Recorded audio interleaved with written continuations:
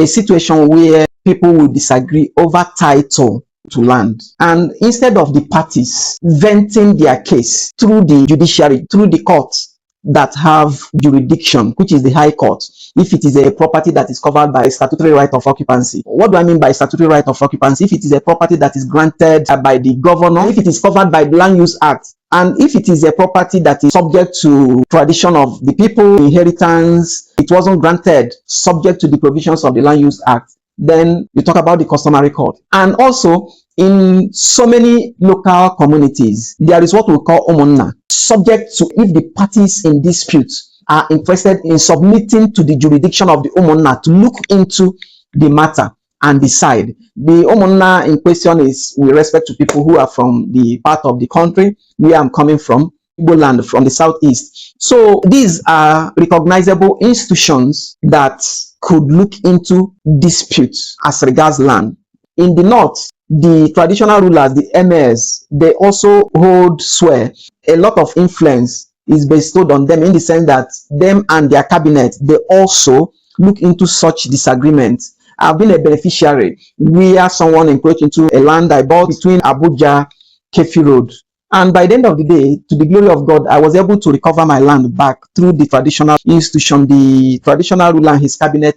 The matter was referred to them and they were able to do justice to it. Why this is important is because so many people, instead of making recourse to established institutions that would hear the two parties to know who is the rightful owner or in whom the title to the land resides, they will rather criminalize the dispute. In most cases, through trumped up charges. They know that if they go to police and say, okay, I'm having disagreement over this land with so person, police will blatantly say no. I'm not saying that in some cases that some police officers won't consciously, knowing that the matter is a civil matter, going into it. Some compromised officers do that. There is a particular case now, a friend of mine, a coursemate of mine, he's handling the case is in Anambra State. The friend in question practices in Port Harcourt. Let me not use the word frustrated. He got to the point of he was like, what is he going to do? Overland case. His clients have been in detention for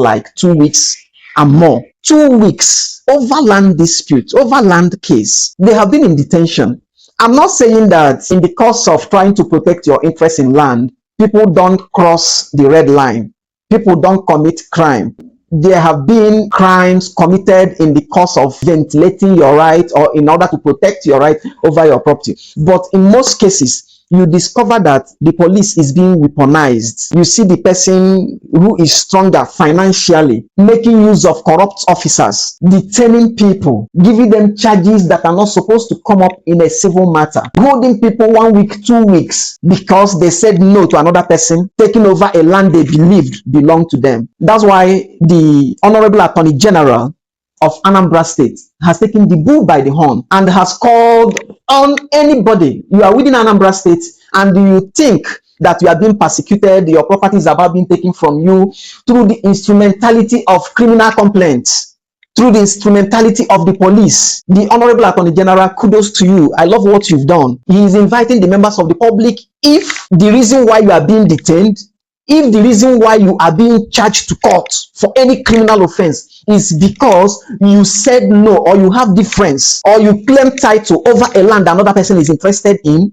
is purely land related. They weaponize the police. You are being arrested and you are being prosecuted over a charge that is not supposed to exist in the first place. The Honourable Attorney General is saying that you come up with evidence of the charge against you, rush over to the conference room of the Ministry of Justice and submit your complaint. The ministry is reviewing such complaints, such reports, and such charges. The Attorney General has the authority, the right to withdraw charges, even if police have charged you already.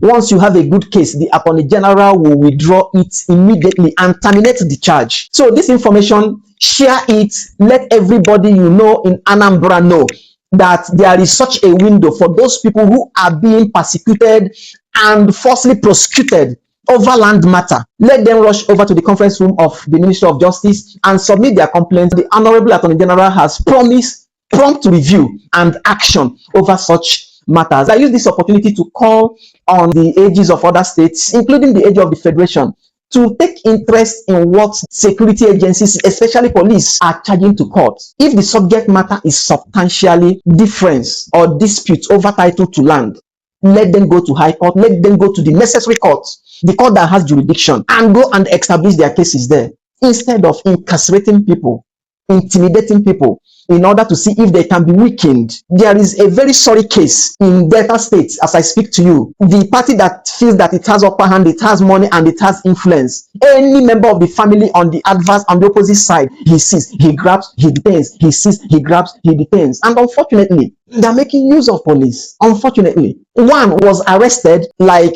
on 13th October, the following day, being 14th of October, he was charged to court without investigation. He was charged to court and eventually he was convicted. People against them are following with their influence. I don't want to say that the system was bribed, but can imagine the obvious. It's terrible. So I call on the other state attorney general to review pending cases.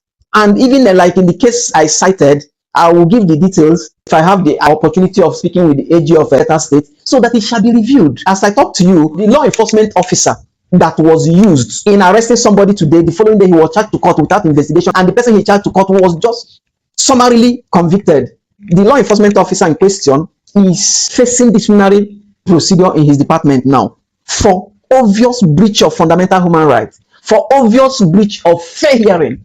It's terrible. So please, for those living in Anambra State, share this video. There are a lot of people who don't know what to do. I mean, whom to complain to, whom to go to. This is a window for them. Let them go to the Ministry of Justice and document their cases for review and appropriate action. Once again, AG of Anambra State, we throw salute and we commend what you have just done, and keep it up, so that the law enforcement agencies within Anambra State, they will be able to know that you are having an eye or overview over what they are doing. God bless you. Don't forget that I am a real estate investment expert. I'm a property lawyer. I'm a chief superintendent of police, and by God's grace, the founder, Encumberedproperties.com. Encumberedproperties.com is the only real estate fraud prevention platform. If you know of any risky real estate offers anywhere, disputed property, Encumbered property, with which people are being swindled, deceived, making people to lose their investment and money, please call our attention to it, or better still, go over to Encumberedproperties.com and enlist the details of such a property, so that others will see it and be wary of it. You don't know whom you might be saving with such piece of information. Both enlistment and searches on our website, they are completely free of charge. We love you and we care about the safety of your real estate investments. Thank you.